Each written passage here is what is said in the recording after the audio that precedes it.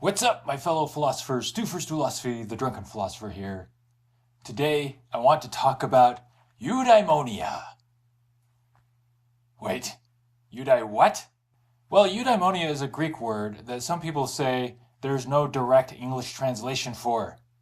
Except that there is. It's eudaimonia, which is based on the Greek eudaimonia, which means happiness and satisfaction with one's life. And according to Aristotle, eudaimonia is the thing that all people strive for. It's the life that one wants to live, one that brings satisfaction, that we feel is successful, that brings us happiness. It's the life that, if we were able to, we would have for ourselves if we could choose. And furthermore, eudaimonia is an ends, never a means. In other words, satisfaction with our life isn't something that we try to achieve in order to springboard into something greater. It is instead the ultimate goal in our life, the end goal. Everything we do in life is nothing more than our attempts to achieve eudaimonia. Most of you out there probably get up every morning and go to a job. Why? Well, to earn money. Why? In order to live. But we're always striving to get better jobs that pay us more money, more than is necessary for us to live. Why? Because we want nice clothes and fast cars and big houses. We want to be able to turn the temperature down really low in the summertime and really high in the wintertime. Earning money is one of the ways in which we achieve the end of living a satisfied, happy, fulfilled life. Why do we seek out friendships and intimate partnerships? Because we believe that these things will bring us greater satisfaction and happiness. In fact, for Aristotle, everything we do because we believe it is necessary to achieve eudaimonia.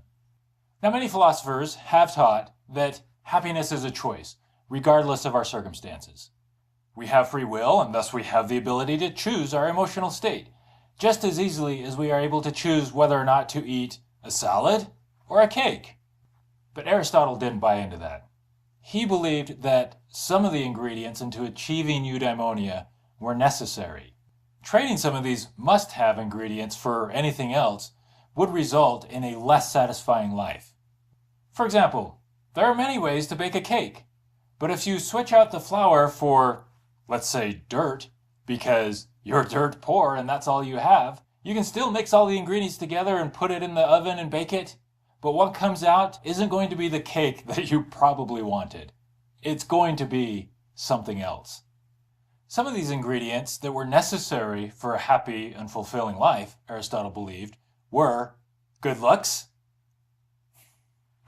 good ancestry, lots of money, and having children. Yet at the same time, he recognized that our circumstances and the influence of our environment could prevent us from achieving the highest level of happiness and satisfaction. We have no control over our ancestry, for example. The genetics we inherit might not provide us with physical attractiveness, or we might not be capable of having children. Even so, despite not having some of the essential ingredients, we do have the ability to tailor our decisions to the circumstances that we find ourselves in. By customizing our decisions to our own particular circumstances, whatever they may be, we can still live a life well lived. Perhaps not the life we would have chosen for ourselves if we could have, but a life well lived nonetheless.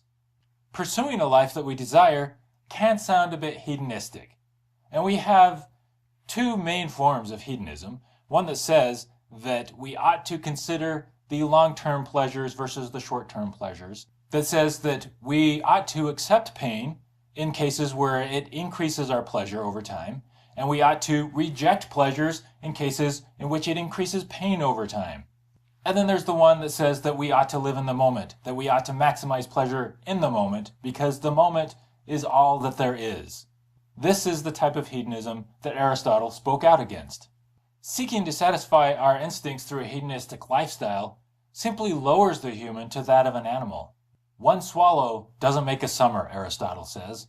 Drinking fine wine might bring a satisfaction in the moment, but the pursuit of eudaimonia is to take the summer as a whole.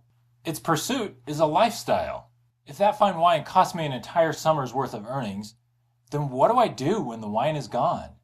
Could I not have lived a more satisfying life had I resisted the temptation to purchase and drink the wine for a moment's satisfaction, and instead have used my time and money more wisely to achieve a long-term satisfaction. I can run out and cheat on my wife.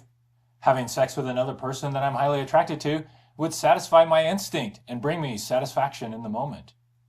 But what happens after? I might feel guilt, which robs me of my happiness. My wife might find out and become miserable, which would make me sad. She might leave me, depriving me of her presence, something that brings me a great deal of satisfaction and happiness.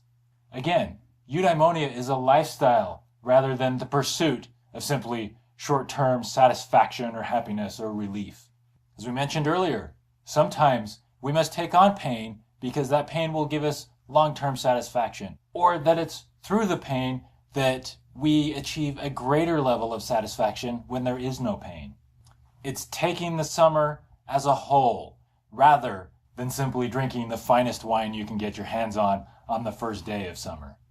So how do we know if we're correctly pursuing eudaimonia? Since we need to take into consideration our lives as a whole, we will never know, because we cannot judge our life to have been eudaimon or not until the life is finished being lived. It will then be up to those we leave behind to judge whether or not we've lived a eudaimon life. Even then, it might be the case, as it was with Franz Kafka, who died before the influence of his writings was realized, that the success of our life might continue after our death. So what do you guys think?